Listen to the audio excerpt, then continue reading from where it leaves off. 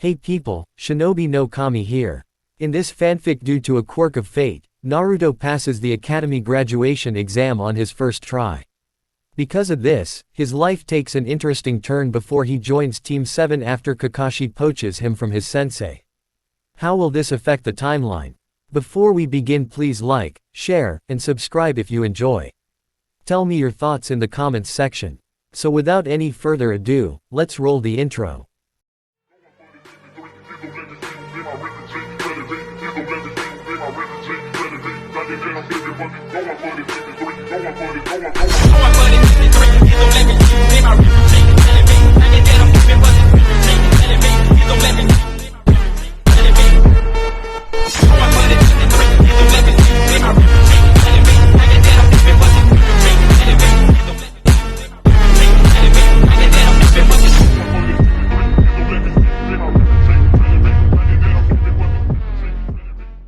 Chapter 6. Naruto had been in an introspective mood as he waited for the pretty girl who was going to give him directions to the ramen stand to get done visiting her aunt. What would it have been like to live here? Would he have survived? At least in Konoha, he'd had the guarantee of the orphanage up until he'd graduated from the academy.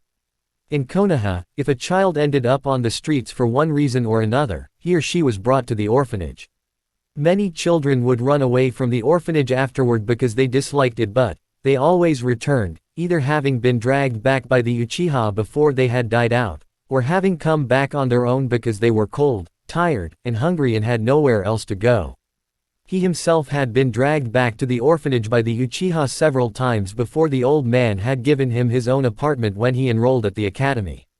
There was something about this place that made him wonder if living here wouldn't have been half bad though. It had taken him a while to realize what it was, but he'd eventually spotted it and wondered about it. None of the people here gave him that look that most of the people in Konoha did. A large number of the shinobi back home had grown friendlier towards him after he'd made genin, but almost all of the civilian adults still looked at him that way. Here, however, people didn't whisper condescendingly about him as he passed. Here, the people's eyes flicked over him while they went about their business, not particularly noticing him but not determinedly ignoring him either. Here, the only thing that seemed to draw a second glance was his hitai. Here, however, children starved in the streets and didn't have anywhere to go to. Not even a measly orphanage. Well, what have we here? A voice said, cutting through his musings on life in Kiri versus life in Konoha. He turned to the source of the voice only to find a pair of shinobi standing in front of him, having snuck up on him while he had been lost in his thoughts. The pair of them were Junin from the looks of them. One was tall with a more slender and flexible build, and the other was shorter and more stocky. He didn't size them up any further than that in case they thought he was looking for a fight. There was no way in hell he was going to fight a pair of Junin on their home turf, even with the 200 kg bunshin that Tetsuo sensei had determined it was safe for him to use after careful experimentation. So, what are you doing here, shrimp? You're a bit far from the foreigners' quarters. The tall one asked with a slightly predatory grin, the sort of smile that made really small children cry and wet themselves. You didn't get lost, did you? The other one asked, giving him a similar grin. I'm waiting for the pretty girl to get done visiting her aunt. She told me that she'd show me where the ramen stand is.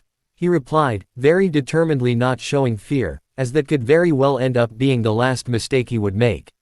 Ramen stand? The stocky one asked, apparently drawing a blank before recognition dawned. Why would you want to go there? Ramen's my favorite food, and I want to see how the ramen here compares to the ramen in Konoha. He replied honestly, since lying could also end up being his last mistake, depending on the mood the Kiri ninja were in. Hey, you'd be better off going to Kaide's takoyaki stand, kid, the taller one said. Either way, you'd better be quick about it, kid, you don't want to be caught out here after curfew. The shorter one said, and don't let us catch you wandering around the residential districts again. He slumped in relief when the pair of ninja departed. Apparently, they had been the local police, and he was being let off with a warning. Eventually, as he began to worry that he just might get caught out after curfew, the pretty girl finished visiting her aunt. It was about damn time too. He was hungry. Haku sighed in relief as he left the house. His message had been delivered. Well, technically it had been given to the person who would pass it on to its intended recipient, but for all intents and purposes, it had been delivered and his part was done. Should he be captured now, his captors wouldn't find anything on him, not even his senbon. He'd hidden those under a couch cushion when he'd looked out the window and seen the Appare shinobi interrogating the Konoha shinobi who had latched onto him. Unlike the naive genin, he wasn't entirely certain that the two men had left as they had appeared to have done. He felt naked going unarmed as he was, but it was necessary. Silently praying that the ramen stand hadn't gone out of business while he was gone, since the proprietor had been nearing retirement, he returned to the Konoha genin and led him to where he remembered it being. Fortunately, the stand in question was both still in business and open, though it didn't look like the owner had seen too many customers recently, as he was leaning against the counter reading a book. The old man ended up dropping his book in shock when the Konoha genin took a seat on of the worn stools in front of the counter. "Hey Ni-chan." The boy called over to him as he was about to turn away and head out of the village. "Do you want some ramen? My treat." He stood there torn. He really should be leaving, but he'd also learned to never turn down a free meal. You never knew when you would eat again. "Okay," he eventually said as he seated himself next to the blond boy. "So, Ni-chan," the boy said after he'd made his order. "What's your name? I think I missed it earlier." "Haku," he replied, deciding to go with the truth since he wasn't sure how good the boy was at determining if he was lying or not, and being caught in a lie would cause trouble he didn't need right now. Odd name, but then again, who am I to talk about odd names?" the boy said. "I'm going to have to ask you why, because I've forgotten yours," he said, somewhat embarrassed that that had actually been the case as he had expended more brain power on sorting through the boy's babble earlier in search of information that might be important to him, and the boy's name had slipped his mind. "Uzumaki Naruto," the boy said loudly. "I'm going to be the Hokage someday." "Really?" he asked, trying not to laugh at the thought of the loud boy leading a shinobi village. "You must be very strong." The boy, who couldn't have been older than 10, puffed up with pride at that statement.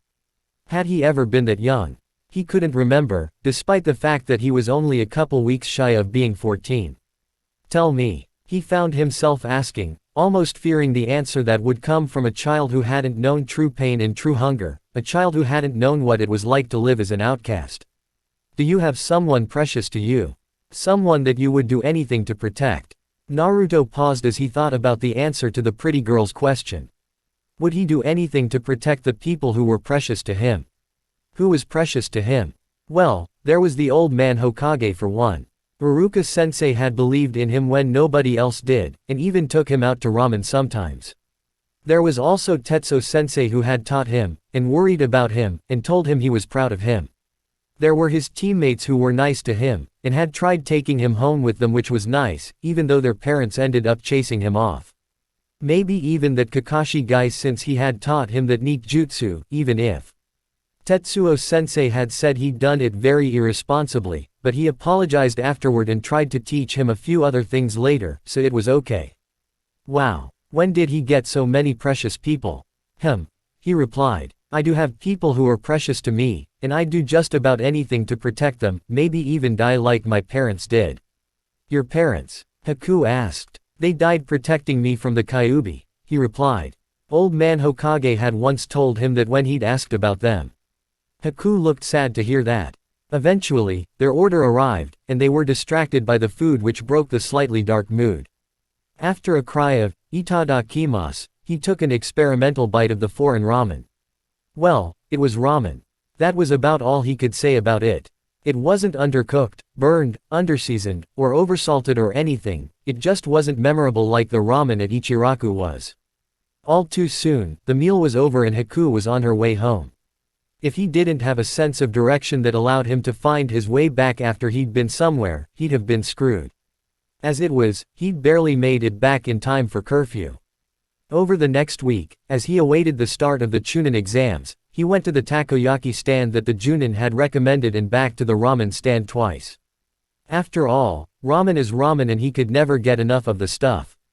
The evidence of that was in the amount of cup ramen he'd managed to pack away in the storage scroll that Suzume had loaned him until he could make his own. "So," a gray-haired man in a Junin uniform asked the two men who had just arrived in his office. "Apparently, our target slipped the noose while we were focused on the more obvious suspect that had been hanging around. The tall thin man Naruto had met a week before said. We followed the kid for the last week just in case.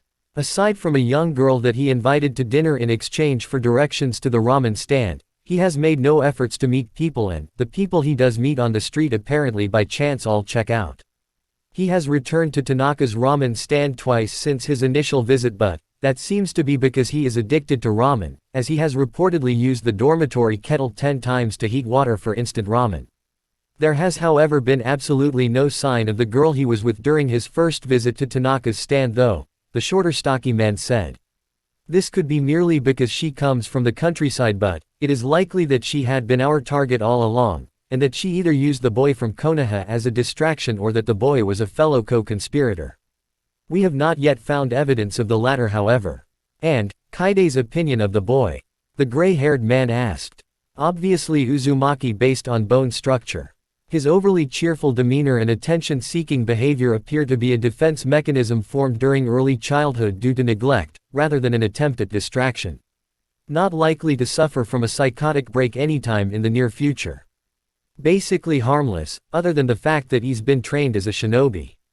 The shorter man reported. So, we basically wasted an entire week following some stupid genin around while the real threat got away. The gray-haired man growled, clearly very unhappy with the report he'd received.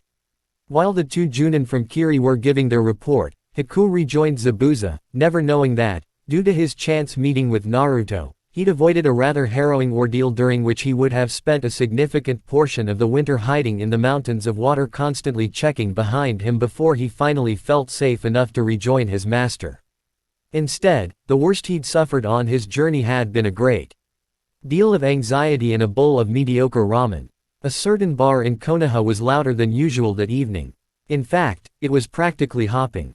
It hadn't quite reached the point where it was standing room only yet however, though it looked to be getting there soon.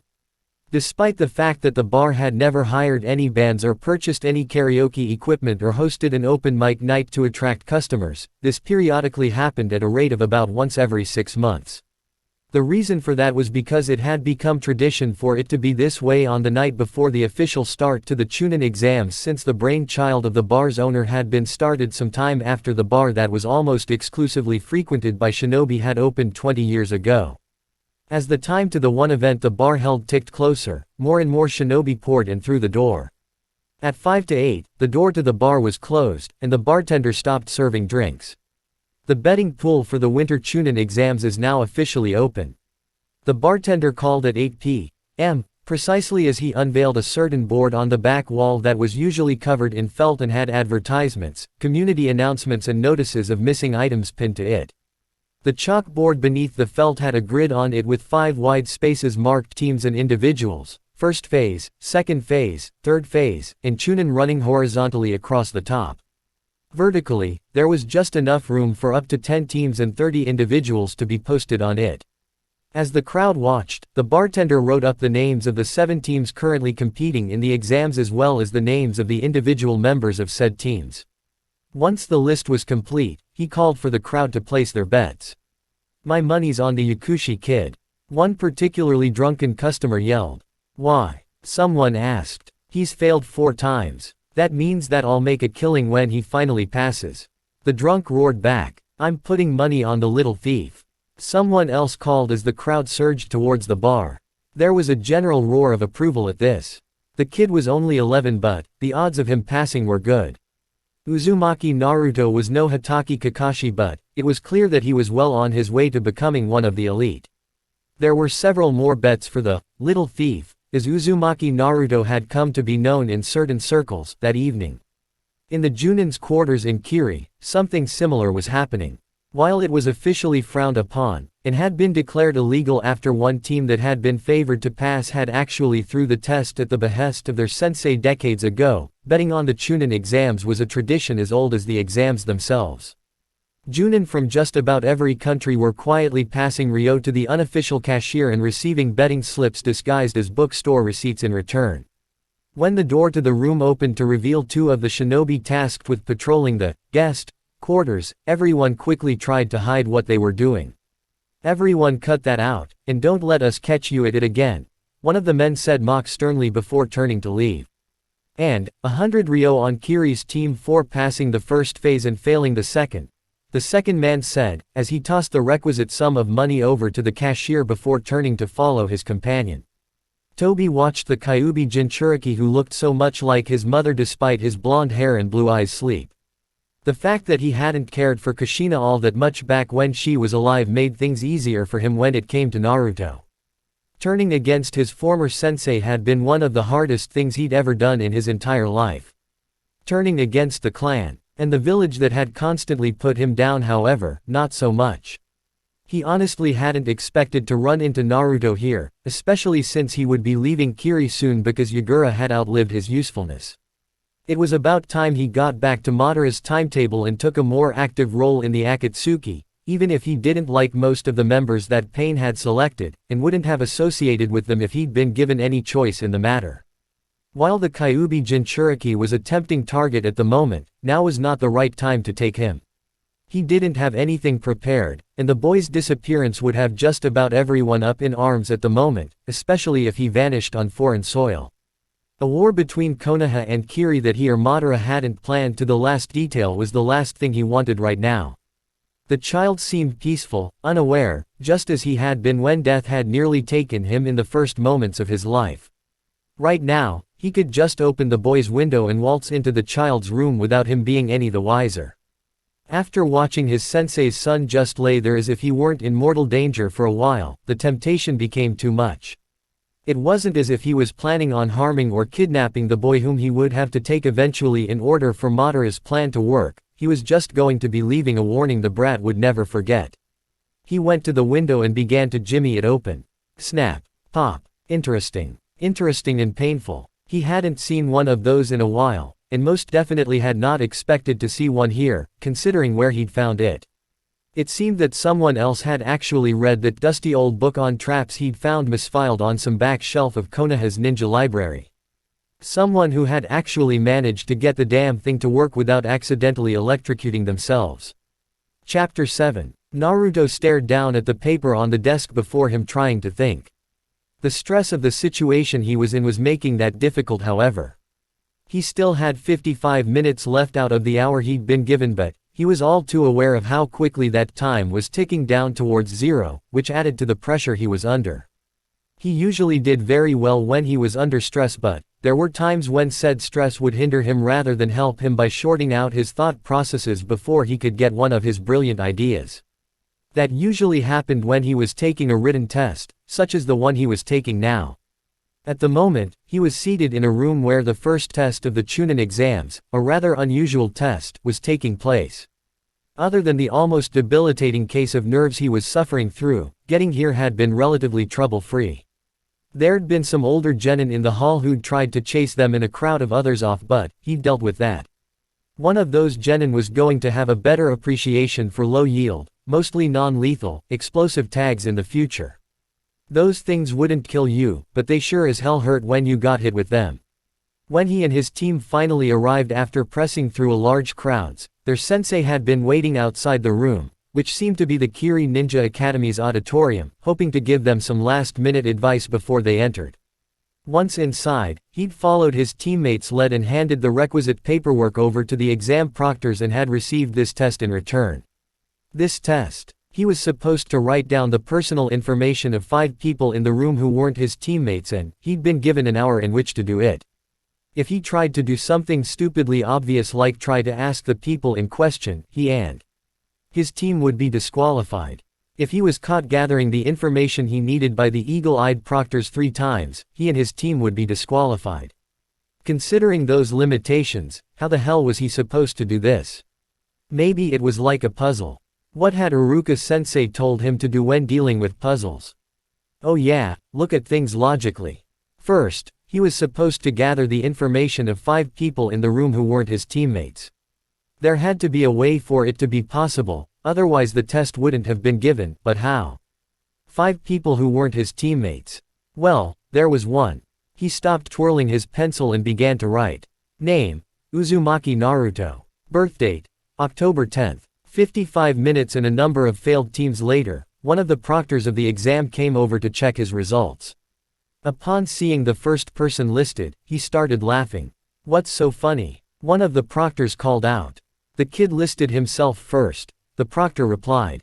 There was a great deal of laughter at this. Well, it's technically within the rules, so as long as he's accurately listed 4 other people, he passes. The head examiner said once things had quieted down a bit. Now that everyone's done laughing at the blonde clown, I've got a little surprise for you all. Naruto shivered slightly despite his super warm parka. The temperature had dropped overnight, and about 5 inches of snow had fallen sometime since he was woken up early that morning by someone who'd been trying to open his window. Within the Kurigakure city limits, it hadn't been as much a problem as it was now, as there were covered walkways leading from the foreigners' quarters to the Kurigakure Ninja Academy. Leading away from the academy and towards the starting point of the second phase of the exam, however, he'd been forced to trudge through the freezing white stuff that was trying to soak through his shoes and his pants, as he hadn't yet figured out the right way to use his chakra to be able to walk on top of it.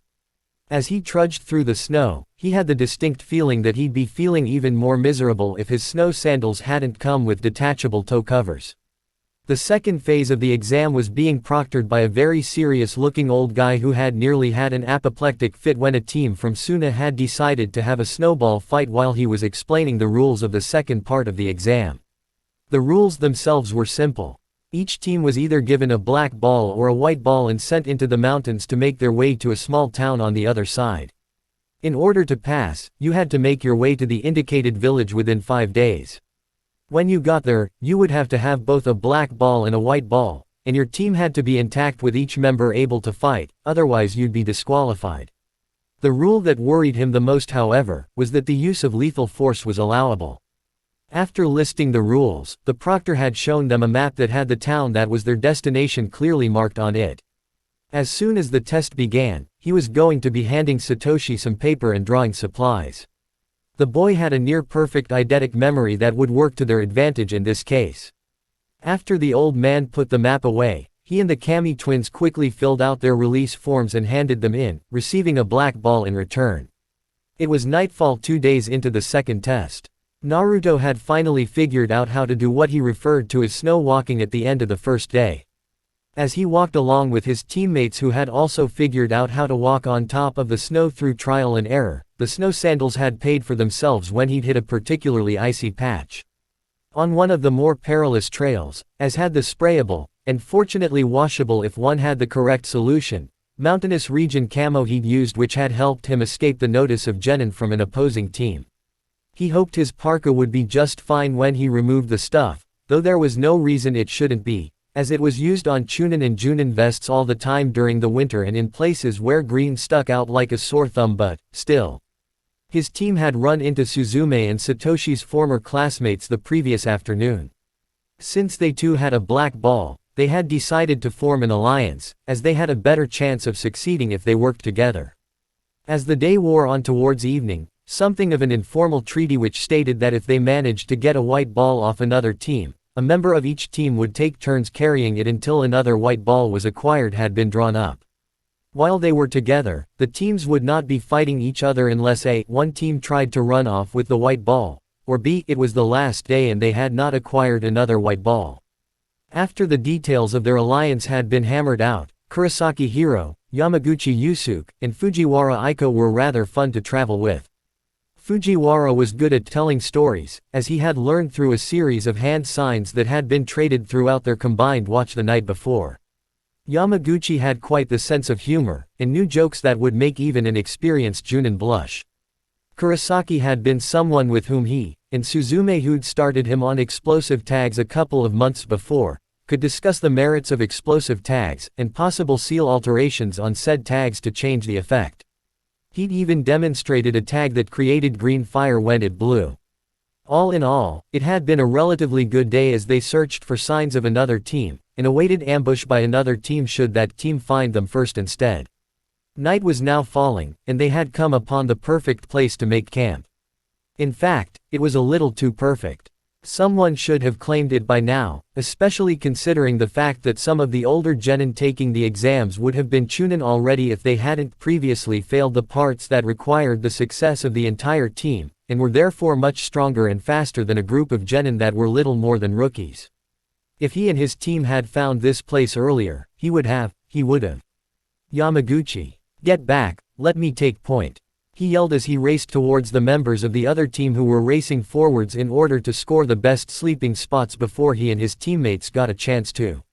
He was the team trap specialist for a reason, and that wasn't just because he was good at laying the darn things. He also knew how to avoid and disarm them. That, and if he wasn't killed outright by a trap he failed to disarm, there was a good chance he'd survive. For some reason, he always healed a lot faster than his teammates. Despite the fact that he'd acted as quickly as he could when he'd realized the situation they were in, he was too late.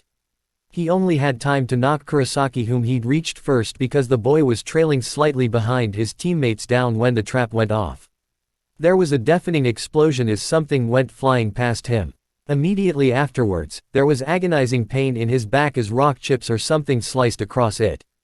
After a couple of seconds that seemed like an eternity, the dust began to settle, and he lifted his head and looked around. Yamaguchi was obviously dead, Fujiwara was trying to breathe but it didn't sound right, and Kurosaki's back was sliced to ribbons. His teammates were on the ground too, and they appeared to be injured as well. The area surrounding all of them was littered with small shiny bits of metal.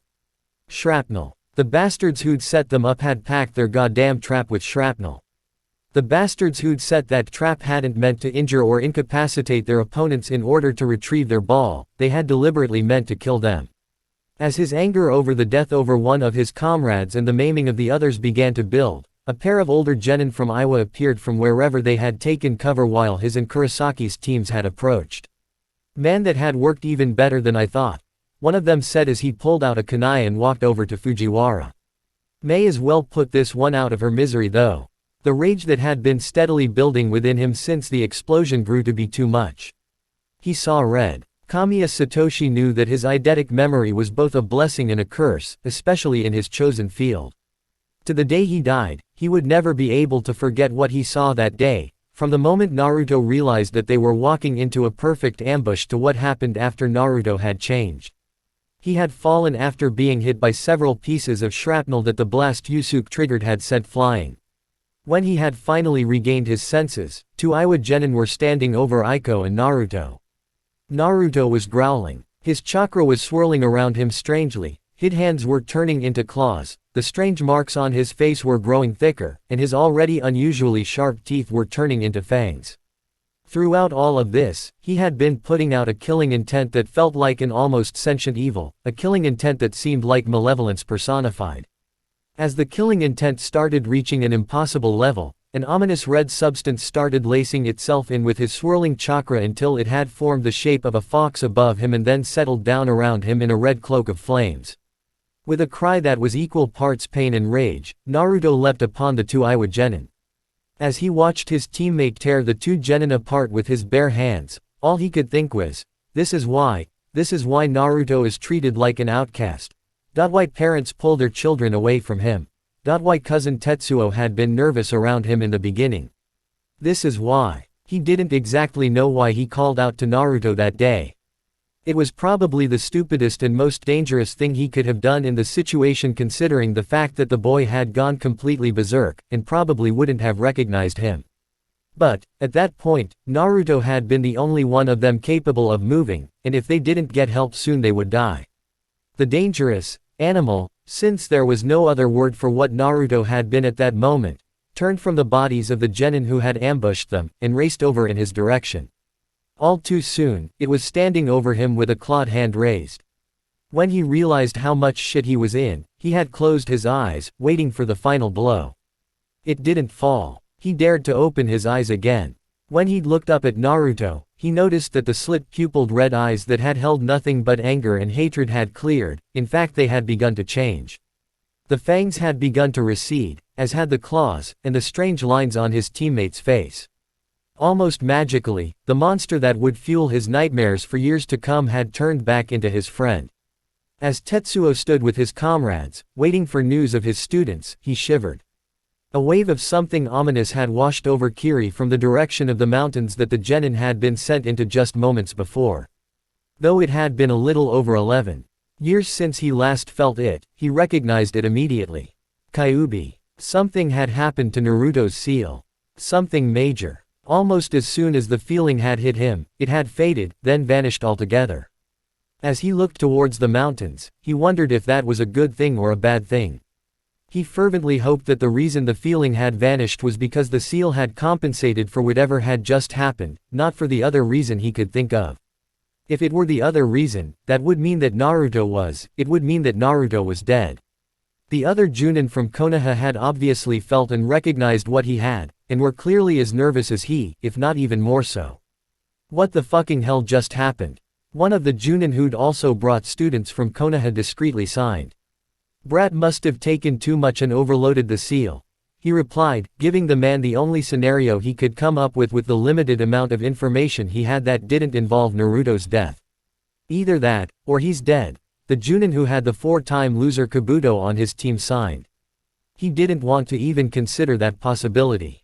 If something had killed Naruto, who had survived having a spear go through one of his lungs when one of the traps he was working on had malfunctioned, then the rest of his team wouldn't have stood a chance. If Naruto were gone, it would mean that. No, he wouldn't even consider it. All the same, he would watch and wait. Watch and wait and pray that his students came out of this safe and alive. Chapter 8. Sanbashi Mizuko, who had cursed his parents for giving him that accursed name for more than one reason, couldn't have missed the ominous wave of what felt like killing intent that had washed over Kiri if he were in a coma. He immediately knew what it was, since he had felt something similar from the Mizukage before, several times in fact. He'd known the Mizukage since the days back when the man had been a rather nice rank and file ninja rather than the despot he'd become after he'd been given the hat. The differences in the feeling between this killing intent and that of the Mizukage however indicated that this hadn't been a case of someone seriously pissing Yagura off. Someone had brought a Jinchuriki to the Chunin exams. Despite what an insanely stupid risk that was, and the fact that it could be thought of as an act of war if the leader of the village into which the Jinchuriki had been brought chose to take offense, someone had brought a freaking Jinchuriki to the Chunin exams. He briefly took note of the Konoha Junin's rather unusual reactions as he signaled for his partner. The instant Kenpachi joined him, they headed out to see what the damage was. Considering what a Jinchuriki could do, especially when he or she was on a rampage, there most assuredly was damage. The only question was how much, and how much more would be caused when they were forced to deal with a Jinchuriki who had gone completely berserk. There was also the question of which of the tailed beasts they might be dealing with, as each beast had its own set of powers that could add a rather dangerous element to the mix. While it was known which village got what Biju from the Shodai Hokage before the First War, it was possible that some wheeling and dealing as well as some thieving had been done over the intervening decades. There was that, and the fact that unless there was an unavoidable incident, the identities of the Jinchuriki were a closely guarded secret known only to the villages who held them. As he and his partner Kenpachi headed out into the mountains, a number of Chunin and Junin who were also dreading what they would find joined them. Considering the possible distance that the Jinchuriki and its team could have gone during the 2-day head start they had been given, it would probably take a couple hours to find it, which would be a couple hours it would spend destroying the countryside, and quite possibly killing any Kiri genin in its path. Much to their shock, before they could reach the mountains, the wave of killing intent vanished, as suddenly as it had appeared. Damn, because of that, tracking this thing just got a lot more difficult, especially if the Jinchuriki in question now had the presence of mind to cover his or her tracks. It seemed that he and his comrades would have to find the trail of destruction the Jinchuriki had caused before he or she had regained control of him or herself and work his way from there. You notice the Konoha lot? Kenpachi asked, after poking him to get his attention which had apparently wandered off without him noticing. Yeah, they recognized it, he replied. But, Konoha doesn't have a Biju, so it's probably one of Iwa's whose prior host they ran into during the last war. Strange that they don't have any Jinchuriki. Kenpachi said. I mean, their Shodai Hokage was handing the Biju out like party favors, and he didn't keep one for himself. Which one would he keep? He gave the Ikibi and Hachibi to Suna, the Nibi and Nanabi to Kumo, the Yonbi and Gobi to Iwa, and we got the Sanbi and Rokubi, which leaves. He counted, working out the problem through the process of elimination, and noticing an interesting pattern. The Kyubi. They kept the fucking Kyubi. Kenpachi said, looking stunned. Didn't the Yondaime kill it when it went on a rampage a decade ago? He asked, half remembering a story he'd heard a while back. Kill a Biju. Yeah right. The yellow flash may have been legendary, but he's not a god. Kenpachi replied. You think we'll be able to prove it was Konoha that brought the Jinchuriki? He asked. Only if we find the thing. Kenpachi replied. Naruto had never been more grateful to be able to transform into objects even though he shouldn't have been able to do so than he was now. He couldn't turn into bandages or things like that, but he could make a few of his clones turn into stretchers. He knew that he shouldn't move his companions considering their conditions, but if he didn't move them, they could die. Their injuries had been severe enough to far outstrip his meager first aid skills and supplies. Suzume was his team's medic thanks to the abilities she'd acquired over time tending to her own training injuries, but she'd been in no shape to help him other than to occasionally give him directions. After summoning 15 clones, he had 5 of them turned into stretchers. After they did, he slowly and carefully placed Suzume, Satoshi, and Kurosaki on their stretchers, trying to be careful not to jostle them too much and aggravate their injuries. As soon as they were ready to go, he had Yamaguchi and Fujiwara placed on the other 2 stretchers before he covered them with the blankets he'd taken from their supplies. Once that was done, he slowly made his way towards the town that was on the other side of the mountains where they would undoubtedly receive help. Because of his teammates and Kurosaki's injuries, his first instinct was to hurry, but if he did so, he knew he would cause more harm than good, so he forced himself to go slow. It was dark, he did not know the terrain, and one jab from a good sharp rock would dispel a stretcher bearer, which was a very bad thing, considering the path that was ahead of him. The path before him was dangerous even in daylight, but it was the only chance his comrades had. As he worried over his teammates, he and his shadow clones traveled through the night, carefully picking their way through the darkness. As they were traveling through a small forested area sometime near dawn, they encountered a team from Kiri. Fortunately, the trio of Kurigakure Genin had been too surprised by what they saw to attack immediately, allowing Naruto to get a word in edgewise. Do you have a medic on your team? He asked the group of Genin who looked to be about 15 or so. He desperately hoped they did. While he'd been able to stop the bleeding and bandage most of the shrapnel wounds his teammates had received, Kurosaki and his teammates weren't looking so good. Satoshi had developed a fever sometime during the night, and it sounded like Suzume was coming down with a cold. And if we do? The person who'd apparently been designated team leader asked. I have 2 black balls that I would be willing to trade for medical services, he replied. I will also be willing to provide my services as a guard and lookout for as long as my friends receive treatment. What's to stop us from taking your balls for ourselves? The team leader asked arrogantly.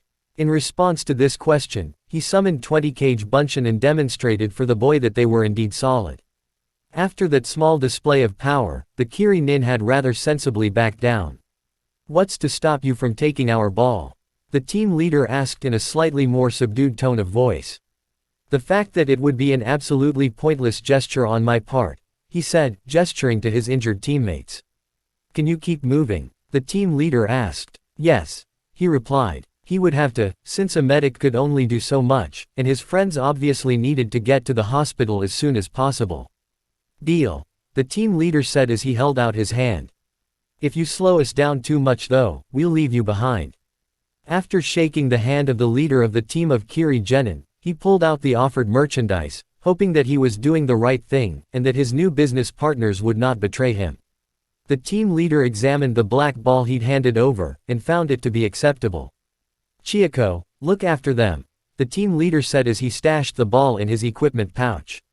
The girl who had been hanging back in a tree, obviously having been on watch while her teammates slept before he arrived, dropped from her perch and moved towards the stretchers. For some strange reason, she moved to the stretcher that contained Yamaguchi first, and pulled back the blanket that was covering him, instead of moving towards his injured comrades. From her startled gasp, he could tell that she'd gotten a good look at what was left of the boy whom she hastily covered back up with the blanket. He growled in annoyance when she uncovered Fujiwara instead of going over to his teammates. There was another gasp before Fujiwara was hastily recovered, and after what seemed like an interminable wait, the girl finally started looking at Kurosaki and his teammates. After examining Kurosaki and Suzume, she reached Satoshi. There's not much I can do for him, the girl said to him sadly when she finished examining him. His wounds have become infected. All we really can do now is try to keep his fever down and hope he survives until we make it into town. Dochi Iwako woke from her nightmare screaming. She had spent half the night running, until she had become too exhausted to continue. After finding a semi-sheltered spot, she had collapsed and fallen asleep despite the fact that she'd struggled not to. How did it come to this? She wondered for what had to be the 1000th time. The plan had been so simple. When her brother's ground squirrel summon had come back and informed them that they were about an hour ahead of a Konoha team that was headed in their direction, they had spent some time discussing what they would do too. Then when they arrived, it had been her idea to kill them in revenge for a father she had barely remembered. When they had found the perfect spot for an ambush, she had thought that the gods had been smiling upon them. They hadn't. While she had hung back with the team's ball just in case, her twin brother and her best friend went to deal with the survivors of the trap they'd set, and they never came back. The blonde boy who'd realized that there was a trap there had turned into a monster and tore them apart. She had run before the monster could get her too. As she ran, she remembered one of her grandmother's sayings, a saying she used to ignore like she had all the rest of them: when you seek revenge, dig 2 graves, one for your enemy and one for yourself. Sanbashi Mizuko had been resting after having run in circles throughout the night when a Chunin had come up to him with a possible location for the incident, as it was being called. Despite the fact that he was bordering on exhaustion, he quickly dropped everything and raced to the indicated location with Kenpachi following half a second behind. After 10 minutes of running, they arrived at what would have been an ideal camping site, if it weren't for the surrounding carnage that is. Fortunately, it hadn't snowed the night before, so he was able to get a clear picture of what had happened. One team came in through here. Based on the tread patterns of their shoes, I'd say it was the Iowa team, he said to his companion, who wasn't quite as good at tracking as him but was good for bouncing ideas off of. After finding somewhere to start, he wandered around the site, being careful not to disturb it because it was currently their only clue as to the identity of the Jinchuriki. After circling the site once, he was reasonably certain he knew what happened. 2 teams came through in this direction moving together. Konoha. I recognize the maker's mark on the bottoms of 2 pair of sandals. One of them is rather good at evading trackers, he almost didn't leave footprints. He said as he pointed another set of tracks. 3 broke away from the group. No wait, 4, near invisible child size 13 broke away as well. At this point, he said as he reached the start of a set of tracks that had nearly been obliterated by an explosion. They seemed to have moved towards the explosion when it happened. Blood pools here, here, here, here, here, and here indicate where the Konoha group fell after the explosion, he said, pointing to 6 blood pools, one of which was much smaller than the rest. Apparently, they were hit by shrapnel, he said as he picked a small metallic object up off the ground. Iowa men's size 8 and Iowa men's size 11 arrived on scene shortly after, at which point Konoha winter terrain child size 13 gets up from here, and moves towards them on all fours. He says, pointing to the more distinct tracks that led from the relatively tiny blood pool to the shredded corpses, briefly wondering at the odd cyclonic pattern in the snow surrounding that blood pool. Size 13 then moves over to Konoha men's size 5, at which point his tracks turn nearly invisible again. He said as he followed what seemed to be an impossible number of almost invisible tracks which went up a path he barely wants to try in daylight, and would not have dared at night. The small tracks vanished altogether on a slick icy patch. There was no sign of size 13 or his companions in the gorge below, so it was safe to assume that he is alive somewhere. Whether he had remained on the path or climbed up or down the side of the cliff is a mystery, however. And he vanishes entirely over here, he finished, as he pointed at the icy spot on the path. So, what happened to the other bodies? Kenpachi asked. Sealed in a storage scroll to be brought back for burial most likely, he replied as his mind was turning over the puzzle of the impossible number of tracks that all went in one direction. Either that, or size 13 somehow managed to summon about a dozen cage bunshin and carried them. So, size 13 is our Jinchuriki then? Kenpachi replied. Looks like, he replied, as he turned over the information in his mind. Funny, he would have expected the Jinchuriki of the nine-tailed fox to have caused a great deal more destruction or have left more bodies behind based on the amount of killing intent he'd felt. So, we're either looking for a girl with tiny feet or a small boy. Kenpachi said. Yes, he replied. Chapter 9. Sato Chieko nervously watched the blonde Konoha boy out of the corner of her eye. There was something seriously off about the boy. When the boy had come to them with his offer yesterday morning, she and the rest of the team had thought that they would be attacked by the injured comrades the boy had brought with him. After all, something like that had to be a genjutsu, right? Even with a freaky bloodline, it wasn't possible for someone to make 10 copies of themselves, was it? As it turned out, it had not been a genjutsu. The boy's companions really had been injured, and 2 of them were truly dead. While she had seen death before, she had never seen anything quite as gruesome as what had been under the blankets of the completely covered stretchers 4 of the boy's copies had been carrying. She had thought that the time she had seen a beggar bleeding out in the street after a fight over some scraps would be the worst thing she would ever see, but she had been wrong. After the bargain for aid had been struck, they had continued on their way, expecting betrayal from the boy at any moment. That betrayal never came. The boy had been as good as his word, even helping to repel a team that had attacked shortly before noon yesterday. When they had stopped for a break after the fight, Hikaru helped the boy seal his dead comrades into a storage scroll so they wouldn't attract predators or stink up the place, since he refused to leave them behind. That evening, when they had finally stopped for the night, the boy laid out a bunch of traps and joined the watch rotation, replacing her since she was needed to tend to his comrades. The thing that made Chieko most nervous now wasn't the possibility of betrayal from the boy who had so far kept his word, it was the oddities she'd noticed while he traveled with her team. The first oddity had been the technique he'd been using to multiply himself. The second thing she'd noticed was that, while his clothes were damaged and it looked like he had sustained serious injuries himself, the boy had been completely uninjured when she examined him. There had been marks where such injuries could have been, but those had completely vanished by sundown. The third oddity she'd spotted had been the fact that the boy, if that was what he was, could maintain his multiplication technique for the entire day without dropping from chakra exhaustion come nightfall. Most disturbing of all was Wataru's reaction to the boy. Wataru was a natural chakra sensor, and whatever he had seen when he'd turned his ability on the boy had left him shaken. Come to think of it, he'd been hanging back when Hikaru had approached the boy when the team had first met him. She could tell that her teammates were just as nervous and wary of the boy from Konoha as she was, if not more so. Normally, the 2 of them would have attacked what they would have seen as a threat, but this time they refrained, knowing that the blonde boy was only letting them live because they served a purpose. For as long as they served that purpose, the boy's power would be at their disposal to a degree rather than turned against them. The town that was their target came into sight. That of course was the perfect time for the being which she wasn't entirely sure was human to show its true colors, since he wouldn't be needing them anymore. She had done her absolute best to stabilize his companions with the limited resources she'd had at her disposal, but she had only been marginally successful. The boy that the blonde had called Satoshi was barely clinging to life, and his fever had risen to a dangerous degree. The other boy had developed a fever as well, and the girl's cough had gotten steadily worse, to the point where she could barely breathe. As the town got ever closer, however, the boy kept doing what he'd been doing all morning, which was walking point while his copies carried his injured companions behind them. The town continued to get closer, and the boy made absolutely no move to attack. Finally, when the tension had become almost unbearable, they reached the town. Once within the town limits, the boy said, "Thank you," before he departed and headed to the medical building with his copies and injured comrades trailing behind him.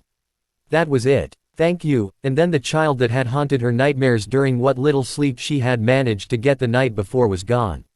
Soon, she and her team were handing their balls over to one of the exam's proctors, and they had something new to worry about. Namely, the third phase of the exams. Naruto sat in the medical center's waiting room alongside Tetsuo-sensei and a Junin named Morishita. He had absolutely nothing to do at the moment, and the anxiety and fear for his teammates had faded to a restless boredom and vague sense of worry over the hours since they'd arrived. In the beginning, there had been something of a panicked rush as he'd gotten Kurosaki and his teammates seen to. Then, Tetsuo-sensei and Morishita-san arrived with a couple of the other Junins sometime during the general flurry as several medics examined and started treating the injured. Not knowing what else to do with them, he had handed the remaining black ball and the white ball that he'd gotten off the team he'd helped the Kiri team fight off to a proctor who had arrived with Tetsuo-sensei. As his team was in no condition to fight and wouldn't be in the next 24 hours, they were naturally disqualified. He knew that they would be disappointed to hear that when they woke up. After his comrades had finally been whisked off to treatment rooms, and he'd been pushed into the small, drab waiting room, he had given the scroll with Yamaguchi's and Fujiwara's bodies in it to Tetsuo-sensei since he hadn't known what to do with that either. He didn't know why Tetsuo-sensei had opened the scroll then and there, but he did, and Morishita-san started crying the instant she saw the bodies. Instead of resealing Yamaguchi and Fujiwara into the scroll that the Kiri genin had given him, Tetsuo-sensei and one of the other Junin each pulled a black-bordered scroll from their vests, and sealed them into those before handing them to Morishita-san, who then took them and sat there staring at them and crying for hours. He felt a little like crying himself, but it seemed that all of his tears had dried up somewhere on the journey between where his comrades had died and here. After Yamaguchi and Fujiwara were resealed in their new scrolls and handed to their sensei, Tetsuo-sensei and the other Junin senseis started asking him questions about what had happened, and about the Kiri team he'd traveled with. During the interrogation, they asked him a bunch of questions about the fact that he couldn't remember what happened between the Iwa nin killing Fujiwara and him helping Satoshi except for a whole lot of red. Eventually though, they had finally stopped asking him questions after he'd been forced to repeat his answers several times, and he had been left with nothing to do but sit with Tetsuo-sensei and Morishita-san and wait for news about his teammates. While he was trying to decide whether or not it would be okay to find something to do considering the situation, the two Junin he had met on his first day and Kiri walked into the room. They barely glanced at him as they passed by him, but as they were about to go through a door into the treatment area, the shorter one stopped. "Those are about a size 13, aren't they?" the man asked his companion while pointing at his shoes when the man stopped upon realizing that his companion wasn't right behind him. Both men turned and gave each other strange looks before they continued on to the treatment area. Not knowing what that was about, he decided to ignore it. Morishita Kinako had cried until all her tears were gone, and now, there was nothing left but to wait to learn the fate of her remaining student. It was a cruel and bitter irony that the one she'd determined the most likely to end up accidentally killing himself was the only surviving member of his team, and even his survival was questionable. It had been Naruto's actions that had allowed even one member of her team to make it this far, but still, a part of herself that wanted to find someone to blame was turning against him. Since the filthy Iwa genin who had done this were dead, the vessel of the demon fox was as good a target as any. Why hadn't he taken point in the first place? He was the most obvious choice, since he was so good with traps. As she was finding more reasons to blame Naruto for what had happened, a stray thought cut through her dark musings. Was this how it started? She thought. When the giant fox was gone and there was no one left to blame but a newborn baby, was this how it started? The ones who had done this are gone, and here I am sitting here blaming the one who brought one of my students back alive, and brought the other two's bodies back so they could be buried instead of left to rot in a foreign country. I should have been blaming the ones responsible, not the one who brought little hero back, but here I am blaming him anyways. After coming to that realization, she found herself feeling even worse for blaming the one whose actions left her with at least one of her students, the one who had carried the bodies of her other students for a night and half a day, despite the fact that it would have been far more prudent to have left them behind to be retrieved later if at all. She really felt like a bitch, especially because the boy she had been blaming for the incident, since the culprits were dead and he was an easy target, had been blaming himself for the loss of 2/3 of her team. There was one thing that particularly worried her as well as the other Junin about the boy who was tearing himself up over the deaths of her students, and that was that Naruto had been so upset over the deaths of her students that he'd drawn out so much of the Kyuubi's power so quickly that it had come out completely undiluted, and caused him to go berserk. Who was to say that the boy wouldn't become so upset that he draws out more than just power one day? The kid hadn't been taught how to deal with his emotions, and the way he seemed to deal with anger was to ignore it until it became too much, which was probably the most dangerous way to deal with such an emotion. This was partly the fault of Konoha as a whole, as virtually all of the villagers had been treating him like an outcast at best and a ticking time bomb at worst. As it turned out, they'd all been stomping on a fucking landmine all this time without even realizing it. When they got back to Konoha, she was going to make damn sure that if such a thing happened again, it would be while the boy was pointed at the enemy, not while he was in the village or amongst comrades. The death of a comrade had been the first trigger, who knew what the second would be. Sanbashi Mizuko had been understandably surprised to find the Jinchuriki he'd been looking for sitting quietly in the waiting room of the local hospital when he went to interview the medics who had treated a trio of Konoha genin who had injuries that were consistent with the explosion that he'd investigated the day before. He should have known that this would have been the case though, considering the markings on the child's face. All Jinchuriki had some such oddity that marked them as containers of a biju. The pupil-less pink eyes that looked like a dojutsu were the Mizukages.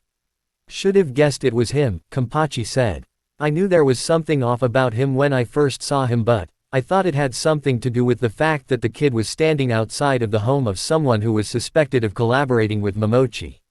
I just remembered something the kid said when that girl he was eating ramen with on the first day we saw him went fishing for a compliment. He said, after thinking back on everything he knew about the kid. Do you think his parents really died protecting him from the Kyuubi, considering? Died to protect him from the Yondaime Hokage more like. Kampachi replied. After the two Kurigakure Junin had come to their conclusion, time passed as it always does, and Naruto kept his vigil at the hospital while it did. While he waited for Kurosaki and his teammates to become well enough to travel, he kept himself occupied by chatting with the doctors and nurses, and visiting all of the patients, even people he didn't know. His cheerful presence brightened the days of many, and darkened the days of the few who saw him as an annoyance. Eventually, the day he was waiting for had finally come, and Kurosaki and the Kami twins were well enough to be sent home, even with the mountain hike taken into account. All too soon, all of them were on the boat home. While they all looked forward to their return to Konoha, they also dreaded it. Yamaguchi and Fujiwara's deaths had really begun to sink in on the trip back, as well as the fact that Kurosaki and the Kami twins would soon be facing a Konoha that didn't have two of their friends in it. In Konoha, the Hokage sighed as he looked down at the form he'd received via courier. The lots for the locations of this cycle's Chunin exams had been drawn, and the summer exams would be taking place in Iwa. There was no way in hell that he would be letting Naruto get within 50 miles of that place before he was a Junin, even if he didn't take the boy's recent actions in Kiri into account. Naruto would of course be disappointed to learn that he wouldn't be taking the exams with his team this summer, but there was always Suna in January. Chapter 10. Standing by the main village gate, Naruto smiled sadly and waved as his teammates headed off to the Chunin exams in Iwa. He was sad and disappointed that he wasn't going with them and would really miss them while they were gone. But, as Old Man Hokage explained, this was probably Kurosaki's last chance to become a Chunin. Probably even Kurosaki's last chance to remain a ninja, and he understood. So, while it pained him to do so, he had allowed Kurosaki to take his place on the team while they took the exams this time. Morishita-san had let Kurosaki go several months earlier because she hadn't been ready to deal with the extra students she would have had to take on to balance out the team, and because Kurosaki had been a reminder of what she had lost. Kurosaki's team had been Morishita-san's first time training genin, which made the loss all that much more painful because she hadn't yet learned to not get too attached to them. Fujiwara's and Yamaguchi's deaths had hit Morishita-san hard, and she hadn't been doing too well since it happened. If she hadn't chosen to fixate on him for some strange reason, it was quite likely that Morishita-san would be dead by now as well. After Morishita-san had dismissed him, Kurosaki hadn't gotten on with any of his new teams, and had been transferred 3 times in the last 5 months, even being placed on a rookie team from the spring cycle that had graduated in April. If he didn't pass the Chunin exams now, it was quite possible that he could be let go from the ranks, as he had gained a somewhat unearned reputation of being disruptive to any team he worked with. Kurosaki got on with Naruto's teammates okay since they were friends, however, so there was still a chance that they would pass this time, even though they were extremely wary of taking the exams again, considering what had happened last time. He himself could always pass the Chunin exams next time they came around, which would be Suna in January, but still. He had wanted to take the exams to prove to everyone that he had what it took to be a Chunin, and to prove to himself that he could do it, prove to himself that he could handle taking the test again without turning into a nervous or paranoid wreck, or worse, losing it so badly that he ends up coming to standing over bloody corpses of either enemies or comrades with absolutely no memory of how it had happened. After his team finally vanished in the distance, he turned away from the gate and walked back into the village proper. He passed by Konohamaru's hiding spot without a word as he headed to his favorite swing in the tree by the academy where he planned on waiting for Iruka-sensei to get off work. He didn't know why the Hokage's grandson followed him around like he was his personal hero or something. He'd just smacked the kid for nearly getting himself killed, and if the Hokage had been a half-second slower when he'd reacted to something he'd perceived to be a threat that day, he would have been short one grandson. Most of the time, the attention was somewhat flattering even if he felt it was undeserved, but right now he wasn't in the mood for it or any of the games of ninja or any of the other games or activities that came with it. Eventually, he arrived at the academy, and when he reached the tree with his swing on it, he measured himself against the mark that Iruka-sensei had made when he was 8. He still had a long way to go until he reached that mark, and he knew full well that the road to his goal would be paved with innumerable difficulties, but that still didn't mean that he would give up before he got there. He had sworn long ago that he would become Hokage, and he never went back on his word. Konohamaru watched as the boss passed him by without a word. Naruto was in one of his moods again, and he's reasonably certain that it was because of the boy who went to the Chunin exams with his team instead him of this time. The boss had started to tell him the story about what happened once before, but before he got too far into it, he suddenly clammed up and refused to say any more. The boy who had gone to the Chunin exams instead of Naruto had somehow lost 2 teammates in Kiri, and Naruto had been there to see what happened. When he had first met the boss, he had only just gotten back to Konoha, and had only just started recovering from what had happened during the exams, and had been exceedingly overprotective of the people he cared about. It had been one of those days when Ebisu was more boring than usual, and so, he had decided to run away from the man's droning lecture. After making his escape, he had gone over to the administration complex to make his usual attack on Grandpa. Unlike every other time where Grandpa would either sigh and lecture him, or simply pat him on the head and hand him off to a frantic Ebisu who would then lecture him about why attacking the Hokage was wrong, he found himself being slammed to the ground before he could even get within 6 feet of his grandfather. When he looked up to see who had done this, he found himself looking into a pair of cold, merciless blue eyes. The eyes he'd found himself looking into turned out to belong to a blonde-haired boy with whisker marks on his cheeks who was wearing a dark orange and brown jacket. He barely noticed any of that, however, as his attention was focused on the very real and very sharp kunai that was held tightly clenched in the boy's fist. A kunai that hadn't been jabbed into one of his vital organs or slid across his throat because his grandfather was holding the boy's wrist, preventing the boy from doing so. "It's okay, Naruto," Grandpa said in a soothing tone that was clearly meant to calm the boy down. "You can let it go. It's just my grandson Konohamaru. He wasn't really trying to hurt me." Eventually, the blonde boy released his hold on the kunai which his grandfather then took, and let him up. When he got up, the older boy slapped him across the face. "What the hell did you go and do a fucking stupid thing like that for?" the boy yelled at him. "You could have gotten yourself killed." The boy had hit him. Nobody had dared hit him before, nobody. And, nobody had deemed him enough of a threat to warrant attacking him before when he attacked Grandpa either. Since then, when he caught Naruto when he was in a good mood, the boss played with him, and taught him stuff, and they had fun together as they went on a number of adventures. When the boss was in his other mood, however, he knew to give him space and wait for him to be happy again. Sasuke scowled as he passed the Uzumaki boy, who was sitting in the swing near the academy as if he belonged there, when classes let out for the day. The idiot was still wearing that stupid Hitai 8 as if he believed he were a ninja, and amazingly enough, people still let him get away with it for some reason. There was no way in hell that the Uzumaki could have become a ninja before him. If anyone was going to be graduating the academy early, it would have been him.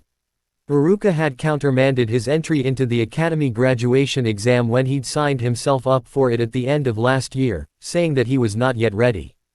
And, that went to further prove that it was completely impossible for the Uzumaki to have graduated because, if he, who was at the top of his class and shoo-in for Rookie of the Year was not ready to graduate, then there was no way in hell that an idiot who had been at the bottom of his class before he dropped out could have been ready to graduate over a year and a half ago, or could ever be. Deciding to ignore the moron, who would undoubtedly try to pick a fight with him if he said anything to him, because he had better things to do than fighting idiots who couldn't hack it at the academy, he made his way back to the Uchiha district to train so he could grow strong enough to defeat that man. The lessons at the academy were far too easy, and low level for his tastes, and he needed to get stronger faster, so he could kill that man and avenge his clan. The bastard was still out there, and he wasn't going to drop dead without his help.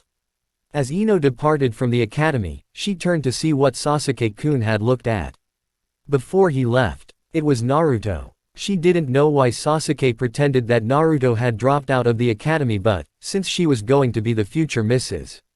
Uchiha, she had to pretend that he'd dropped out of the academy as well. Deciding to ignore the Uzumaki, she turned her attention back to her Sasuke-kun, who was far more important, and who was leaving.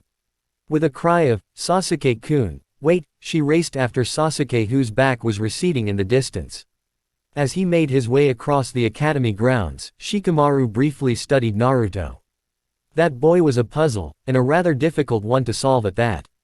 One thing he could never do, was leave a puzzle unsolved. They had a tendency to bother him until he finally turned his focus on them and solved them just so he could finally relax without the puzzle in question constantly occupying his thoughts and ruining what would otherwise be a good day. When the Uzumaki boy had been a student at the academy, he had been held up as a prime example of an idiot and acted as such, though, admittedly, on further reflection, a number of the pranks the Uzumaki boy had pulled had required a great deal of planning and covert effort on the Uzumaki's part. The fact that he'd managed to catch Chunin, who knew to be wary of such things in even his most basic pranks, also hinted at a higher level of skill than the one the teachers would admit to. But still, the boy's standard skill set and test scores while he'd been at the academy had been at the extremely low end of acceptable, and barely at that, and there had been no evidence that he'd been faking his lack of skill, or doing the minimum amount of work necessary to get by like he did. Outside of the academy, however, the Uzumaki boy had become something else entirely. He had defied all expectation, and become a capable shinobi in his own right. Not only that, but, outside the academy, the boy was rarely, if ever, called an idiot, and was hailed for his skill. How had this happened? By all accounts, the boy who had been at the bottom of their class, and had not been ready to graduate according to current standards, should have been an absolute failure in the field. In one word, Naruto was troublesome. When Choji heard Shikamaru's mutter of troublesome, he turned to see what his friend was looking at. Quite often, things Shikamaru found to be troublesome were interesting in his book.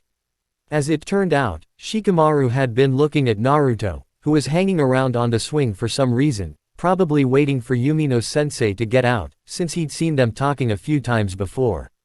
To be honest, he probably would have completely forgotten about the boy despite the amusing pranks he used to pull, if his dad didn't bring him up a great deal. When his dad mentioned something Naruto had done, he would often refer to him as the little thief, and he had often wondered what it was the boy had stolen because, when Naruto was in the academy, he never took things that didn't belong to him unless doing so was part of a prank. At first, he had thought it was the Hitai-8 that Naruto had been seen wearing around town, since he'd heard from several of his classmates that Naruto wasn't really a ninja, but he rather quickly learned that was not the case, as his father had used the words genin and Uzumaki in the same sentence without the words is not a between them on a more than a few occasions, most often in the query, "Why are you not a genin like Uzumaki?" He had once heard his dad and Shikamaru's dad talking about something that Naruto had done during the Chunin exams a few months back, but he didn't hear exactly what it was that had supposedly happened because he'd been discovered and sent off to do chores before his and Shikamaru's fathers resumed their conversation. Whatever it had been that Naruto had done, it had been big. Now, when his dad talked about the little thief, there was a tone of admiration in the man's voice that was usually reserved for people like the Yondaime, and it made him jealous. Trying to see what it had been about Naruto that had caught Shikamaru's attention, he watched the boy for about a minute. He wasn't doing anything interesting though, just sitting in the swing like he used to do when he was feeling depressed back when he was still an academy student. Boring. Shrugging, he turned and continued on his way back home, where his mother undoubtedly had his afternoon snack waiting for him. Naruto-kun. Hinata sighed from her hiding spot, which had a good view of the boy in question. She had admired Naruto for years, ever since that day Naruto had brushed off the ridicule of the entire class and kept trying despite the fact that he kept failing as well. He had something she could never have, even though she tried and tried and tried. Despite the incredible adversity he had gone through, Naruto had never retreated. Whenever life knocked him down, he got back up and started climbing even higher. She wished she could be like him, then she wouldn't be such a disappointment to her father and her clan. At the very least though, she could always be there for Naruto, even if he didn't notice her. When Hibachi noticed where his friends were headed, he steered them away from Naruto. He could tell that the other boy was in no mood to talk. His friends looked like they wanted to go over and speak with him, probably so they could say that they had. Naruto was something of a notorious figure in the class, and much of the rest of the academy for that matter, and not just because of the pranks of his which had become legendary in the year and a half since he left. He knew that he'd royally screwed up when it came to Naruto. He had had a chance to have him in his group a few years back, and he totally blew it. Now, based on what he heard his dad say to his friends, Naruto was some big hero, and if anyone ever asked him about him, all he would be able to say was that he'd constantly rejected him, and once even tried to trick him into getting himself killed by enemy ninja while he was still at the academy. There wasn't much he could do for Naruto now, but maybe he could give him some space right now, and defend him when Sasuke and his fan club were on one of their "Naruto is a dropout not a ninja" kicks, instead of remaining silent like everyone else usually did in order to not antagonize the Uchiha later. Sakura growled when she saw Naruto sitting in the swing, still wearing that stupid headband as if he were a ninja. There was no way that Naruto could have become a ninja before Sasuke-kun. Sasuke-kun was completely awesome, and the best of the best, and if Yumino-sensei said that he wasn't ready to graduate just yet, then that meant that the dropout who was still rather pathetically pretending to be a ninja most definitely hadn't been. Upset over the fact that Naruto had dared to cheapen the sacrifices that real shinobi made for the village every day by wearing that Hitai ate as if he had a right to, she decided to give Naruto a piece of her mind with her fists. So, instead of chasing after Ino Pig and Sasuke-kun who had already disappeared into the distance by the time she'd gotten out the door, she turned in the Uzumaki's direction, stomped over to the boy, swung her fist at his head, and found herself lying pinned on the ground face first with her arm pulled up behind her back and someone sitting on top of her. I might have let you get away with that while I was at the academy because I liked you, but I'm not going to let you take advantage of my kindness in such a manner again, the person sitting on her back said. Allowing myself to be abused in such a manner is not behavior befitting a shinobi. Despite the fact that I am loath to do so since you already attacked me, I'm going to let you up. If you try to hit me again however, I'll break your arm. Before you even think about testing this, I'm going to warn you right now that I'm not going to go easy on you because you're a girl, since that's just a bit of civilian nonsense and I've learned the hard way that girls are just as dangerous as, if not more so than, boys. If you think anyone will make a fuss over me breaking your arm, well, let's just say that you don't want to be there when they learn that the reason your arm was broken was because you were suicidally stupid enough to try and attack a ninja, the person who was kneeling on her back said as he released her arm and got off of her. When she got up, she found herself facing Naruto and shivering as she looked down into a pair of cold blue eyes. Despite knowing that it was just Naruto, and that it was a cowardly act to do so, she ran. Iruka smiled sadly as he watched the exchange between Naruto and Sakura from his spot by the academy doors. It was quite obvious that the boy still hadn't recovered from his ordeal during the Chunin exams. The boy had better control over his reactions to perceived threats though, especially considering the fact that, shortly after he returned from Kiri, Naruto had nearly killed the honorable grandson when the child had made one of his daily attacks against the Hokage in his presence.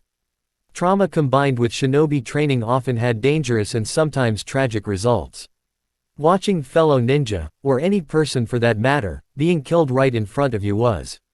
There were no words for what it was. What Naruto had gone through though was several magnitudes worse than merely watching someone die in front of him, and it was amazing that the boy hadn't developed some very serious problems or dropped out of the ranks altogether like many genin who had experienced something similar had done. He understood exactly where Naruto was coming from, having been there himself at one point. There had been a reason that he'd requested to be transferred to the academy, and it wasn't just because he'd almost gotten himself and his teammates killed because of his kindness and misplaced sympathy for the enemy. "So, how would you like to get some ramen?" he asked when he walked over to the boy after Sakura had run off. The bright smile he got was all the answer he needed, and it warmed his heart to see it. Naruto had just been drifting along for a while, but now, it was obvious to him that the boy was well on his way down the road to recovery. Naruto would eventually be able to get past what he'd gone through for the most part one day, just as he had.